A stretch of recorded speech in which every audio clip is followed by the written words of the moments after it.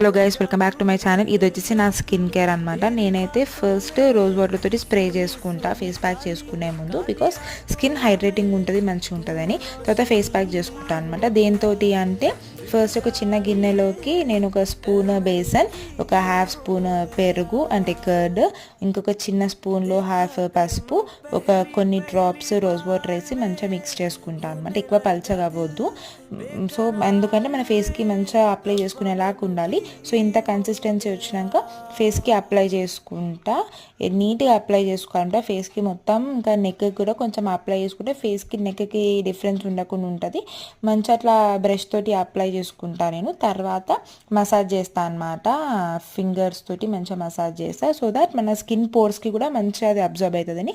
ఆ మసాజ్ అయిపోయాక ఒక 10 to 15 minutes అలానే ఉండాలి. తర్వాత ఫేస్ వాష్ చేసుకోవడమే. ఫేస్లో గ్లోనెస్ వస్తుంది, యాక్ని కూడా తగ్గిపోతుంది అనమాట. వీక్లీ ట్వైస్ చేయండి. ప్లీజ్